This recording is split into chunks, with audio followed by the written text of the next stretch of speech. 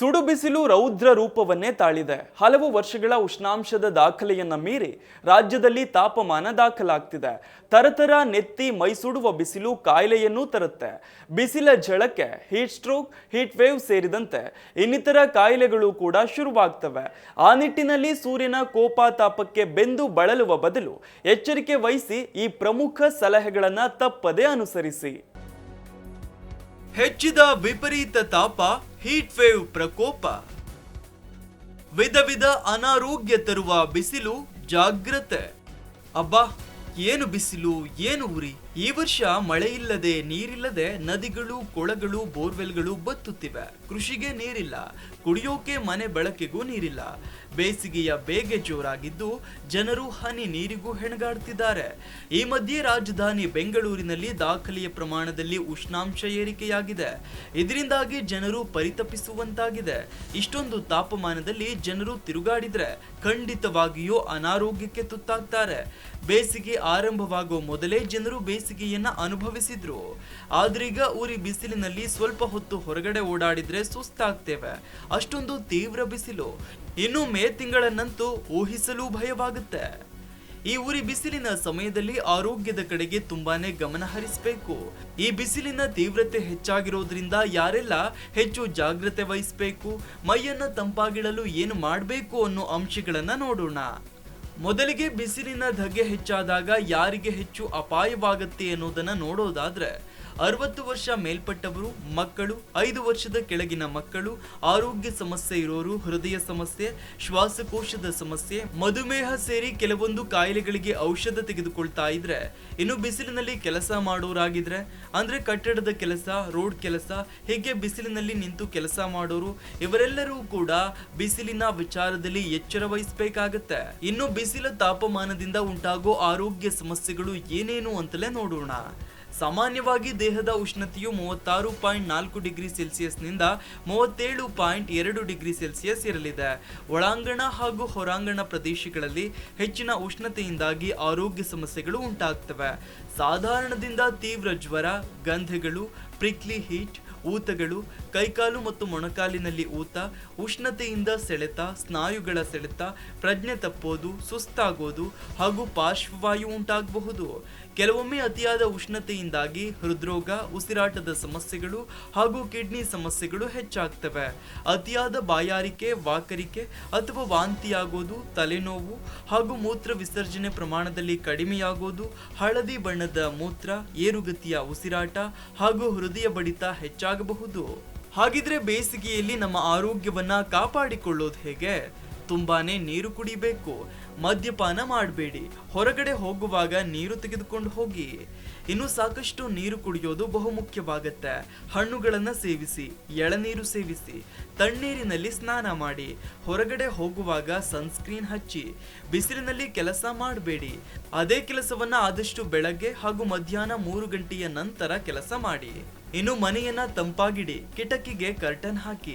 Air conditioner ಇಲ್ಲದಿದ್ರೆ ಮನೆಯೊಳಗಡೆ ಗಾಳಿ ಆಡುವಂತಹ ನಿರ್ಮಾಣ ಮಾಡಿಕೊಳ್ಳಿ. ಮನೆಯಲ್ಲಿ ಒಲೆ ಅಥವಾ ಸ್ಟವ್ ಅನ್ನ ಬಳಸುವ ಬದಲಿಗೆ ರಾತ್ರಿ ಬಳಸಿ. ಇದರಿಂದ ಮನೆಯೊಳಗಡೆ ಸೆಕೆ ಹೆಚ್ಚಾಗುವುದನ್ನು ತಡೆಗಟ್ಟಬಹುದು.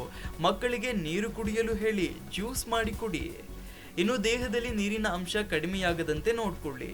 ಮೊದಲೇ ಹೇಳಿದಂತೆ ಸಾಕಷ್ಟು ನೀರು ಕುಡಿಯೋದು ಬಹುಮುಖ್ಯ. ಇನ್ನು ತಣ್ಣೀರಿನಲ್ಲಿ ಸ್ನಾನ ಮಾಡಿ. ತುಂಬಾನೇ ವರ್ಕೌಟ್ ಮಾಡಬೇಡಿ. ಇನ್ನು ಹೀಟ್ ಸ್ಟ್ರೋಕ್ ಲಕ್ಷಣಗಳು ಹೇಗಿರ್ತವೆ ಅಂದ್ರೆ, ದೇಹದ ಉಷ್ಣಾಂಶ ಈ ಸಂದರ್ಭದಲ್ಲಿ ಹೆಚ್ಚಾಗಬಹುದು. ತುಂಬಾನೇ ಬಾಯಾರಿಕೆಯಾಗೋದು, ಎದೆ ಬಡಿತ ಹೆಚ್ಚಾಗೋದು, ವಾಂತಿ, ತಲೆ ಸುತ್ತೋದು, ಫಿಟ್ಸ್ ಬರೋದು, ಪ್ರಜ್ಞೆ ತಪ್ಪೋದು, ಇಂತಹ ಲಕ್ಷಣಗಳು ಕಂಡು ಬರಬಹುದು. ಇನ್ನು ಮಿತಿ ಮೀರಿದ ಬಿಸಿಲ ಪ್ರಕೋಪಕ್ಕೆ ಆರೋಗ್ಯ ಇಲಾಖೆಯ ಮಾರ್ಗಸೂಚಿ ಹೇಗಿದೆ? ಸೂರ್ಯನ ತಾಪವು ಜನರನ್ನ ಹಿಂಡಿ ಹಿಪ್ಪೆ ಮಾಡ್ತಿದೆ. ಬೆವರಿಸುವ ಸೂರ್ಯನ ಶಾಖವು ಜನರ ಆರೋಗ್ಯದ ಮೇಲೂ ಕೂಡ ಪರಿಣಾಮ ಬೀರ್ತಿದೆ. ಹೀಗಾಗಿ ಆರೋಗ್ಯ ಇಲಾಖೆಯು ಕೆಲವು ಮಾರ್ಗಸೂಚಿಯನ್ನ ಬಿಡುಗಡೆ ಮಾಡಿದೆ. ಸಾರ್ವಜನಿಕರು ಏನು ಮಾಡಬೇಕು, ಏನು ಮಾಡಬಾರ್ದು ಅನ್ನೋ ಸಲಹೆಗಳನ್ನು ನೀಡಲಾಗಿದೆ. ಇನ್ನು ಅತಿಯಾದ ಬಿಸಿಲ ಪ್ರಕೋಪದ ಸಂದರ್ಭದಲ್ಲಿ ಏನ್ ಮಾಡಬೇಕು ಅಂದ್ರೆ ತಕ್ಷಣವೇ ತಂಪಾದ ಸ್ಥಳಕ್ಕೆ ತೆರಳಿ ದ್ರವಾಹಾರವನ್ನ ಸೇವಿಸಿ. ನೀರಿನ ಸೇವನೆ ಅತ್ಯುತ್ತಮ. ಹೆಚ್ಚು ನೀರು ಕುಡಿಯೋದು, ಬಾಯಾರಿಕೆ ಇಲ್ಲದಿದ್ದರೂ ಕೂಡ ಆಗಾಗ ನೀರು ಸೇವಿಸಿ. ಜೊತೆಗೆ ನಿಂಬೆಹಣ್ಣಿನ ಶರಬತ್ತು, ಮಜ್ಜಿಗೆ, ಲಸ್ಸಿ ಹಾಗೂ ಹಣ್ಣಿನ ಜ್ಯೂಸ್ಗಳನ್ನ ಒಂದು ಚಿಟಿಕೆ ಉಪ್ಪಿನೊಂದಿಗೆ ಸೇವಿಸೋದು ಉತ್ತಮ.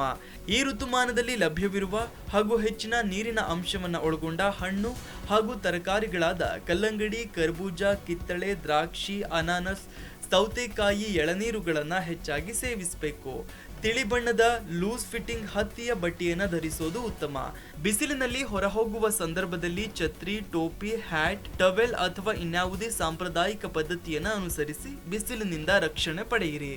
ಬಿಸಿಲಿನಲ್ಲಿ ನಡೆಯುವ ಸಂದರ್ಭದಲ್ಲಿ ಪಾದರಕ್ಷೆ, ಚಪ್ಪಲಿ ಅಥವಾ ಶೂಗಳನ್ನ ಮರೆಯದೆ ಧರಿಸಿ. ಸಾಧ್ಯವಾದಷ್ಟು ಒಳಾಂಗಣದಲ್ಲಿದ್ದು ಉತ್ತಮ ಗಾಳಿ ಬೀಸುವ ಹಾಗೂ ತಣ್ಣಗಿರುವ ಪ್ರದೇಶದಲ್ಲಿರಿ. ನೇರವಾಗಿ ಸೂರ್ಯನ ಬೆಳಕು ಹಾಗೂ ಬಿಸಿ ಗಾಳಿಯು ಮನೆಯ ಒಳಗಡೆ ಬರದಂತೆ ತಡೆಯಲು ಹಗಲು ಹೊತ್ತಿನಲ್ಲಿ ಕಿಟಕಿಗಳನ್ನ ಪರದೆಗಳಿಂದ ಮುಚ್ಚಿ. ಇನ್ನು ಈ ಸುಡು ಬಿಸಿಲ ಹೊತ್ತಲ್ಲಿ ಯಾವೆಲ್ಲ ಕೆಲಸಗಳನ್ನ ಮಾಡಬಾರ್ದು ಅಂತ ನೋಡ್ತಾ ಹೋಗೋದಾದ್ರೆ, ಬಿಸಿಲಿನಲ್ಲಿ ಮಧ್ಯಾಹ್ನ 12 ಗಂಟೆಯಿಂದ ಮಧ್ಯಾಹ್ನ 3 ಗಂಟೆಯವರೆಗೆ ಹೊರ ಹೋಗುವುದನ್ನು ತಪ್ಪಿಸಿ. ಮಧ್ಯಾಹ್ನದ ಸಮಯದಲ್ಲಿ ಶ್ರಮದಾಯಕ ಹೊರಾಂಗಣ ಚಟುವಟಿಕೆಗಳನ್ನ ಕೈಗೊಳ್ಳಬಾರದು. ಚಪ್ಪಲಿ ಧರಿಸದೆ ಹೊರಹೋಗುವ ಅಭ್ಯಾಸವನ್ನ ತಪ್ಪಿಸಿ. ಮಧ್ಯಾಹ್ನ ಅಡುಗೆ ಮಾಡೋದನ್ನ ತಪ್ಪಿಸಿ. ಅಡುಗೆ ಸಿದ್ಧಪಡಿಸುವ ಪ್ರದೇಶದಲ್ಲಿ ಕಿಟಕಿ ಹಾಗೂ ಬಾಗಿಲುಗಳನ್ನು ತೆರೆದಿಡಿ. ಮದ್ಯಪಾನ, ಟೀ, ಕಾಫಿ ಮತ್ತು ಕಾರ್ಬೋನೇಟೆಡ್ ಪಾನೀಯಗಳು ಅಥವಾ ಹೆಚ್ಚು ಸಕ್ಕರೆ ಅಂಶವನ್ನು ಹೊಂದಿದ ಪಾನೀಯಗಳಿಂದ ದೂರ ಇರಿ. ಇಂತಹ ಪಾನೀಯಗಳು ದೇಹವನ್ನ ನಿರ್ಜಲೀಕರಣಗೊಳಿಸ್ತವೆ ಅಥವಾ ಹೊಟ್ಟೆ ನೋವನ್ನ ಉಂಟು ಮಾಡುತ್ತವೆ. 20 ನಿಮಿಷಗಳಿಗೊಮ್ಮೆ 1 ಗ್ಲಾಸ್ ಅಥವಾ ಅದಕ್ಕಿಂತ ಹೆಚ್ಚಿನ ನೀರು ಕುಡಿಬೇಕು. ಈ ಸುಡು ಬಿಸಿಲ ತಾಪದಲ್ಲಿ ಕಾಯಿಲೆ ಬೀಳೋ ಸಾಧ್ಯತೆ ಹೆಚ್ಚು. ಹೀಗಾಗಿ ಬೇಸಿಗೆಯಲ್ಲಿ ಈ ಮುಂಜಾಗ್ರತಾ ಕ್ರಮಗಳನ್ನ ಕೈಗೊಳ್ಳೋದು ಉಚಿತ. Desk bureau, Zee Kannada news. Zee Kannada news ಈಗ ನಿಮ್ಮ ಮನೆಯಲ್ಲೇ ನೋಡಿ.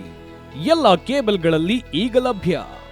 ಸನ್ Direct 292, Jio TV 1334, U digital 162, city cable 51, GTPL 17, Abhishek cables 821, Rockline telecommunication 51, Shri Basaveshwara number 60, Vinayaka digital number 53, in digital number 896ರಲ್ಲಿ.